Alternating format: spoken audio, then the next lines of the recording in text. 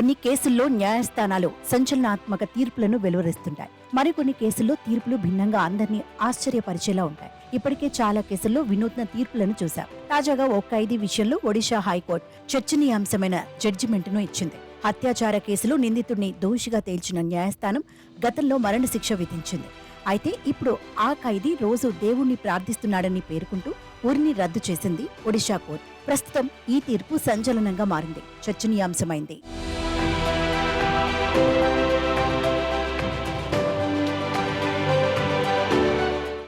6 బాలికపై హత్యాచారం కేసులో ఎస్కే ఆసిఫ్ అలీని జగత్ సింగ్ పూర్లోని పోక్సో కోర్టు దోషిగా తేల్చింది. ఆ తర్వాత అతను చేసిన తప్పును తీవ్రంగా పరిగణిస్తూ సంచలనాత్మక తీర్పును ఇచ్చింది.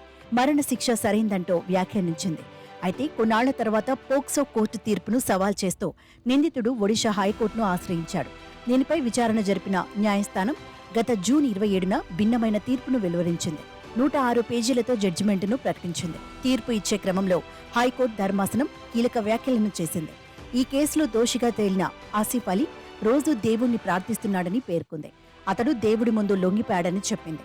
చేసిన నేరాన్ని అంగీకరించడానికి సిద్ధంగా ఉన్నట్లు దేవుడి ముందు వేడుకుంటున్నాడని వ్యాఖ్యానించింది కోర్టు. అందుకే ఆసిఫ్కు విధించిన మరణశిక్షను జీవిత ఖైదుగా మారుస్తున్నామని హైకోర్టు ధర్మాసనం తీర్పును వెలువరించింది. అయితే మరికొన్ని విషయాలను కూడా కోర్టు తీర్పు కాపీలో పేర్కొంది.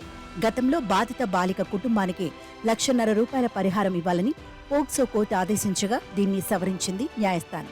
బాధిత కుటుంబానికి ₹10 లక్షల అందించాలని ఆదేశాలను జారీ చేసింది.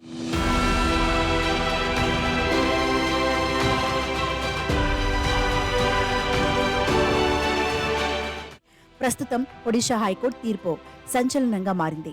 హైకోర్టు తీర్పుపై భిన్నాభిప్రాయాలు వ్యక్తమవుతున్నాయి. చిన్నారిని దారుణంగా అత్యాచారం చేసిన వ్యక్తికి మరణశిక్షే సరైందంటూ పలువురు చెబుతున్నారు. ఇంకొందరు మాత్రం అతను పశ్చాత్తాపంతో ఉన్నాడని, అందుకే కోర్టు అతనికి జీవిత ఖైదు విధించిందని అంటున్నారు. లైఫ్ టైం జైల్లోనే ఉండటమే సరైన నిర్ణయం అంటున్నారు.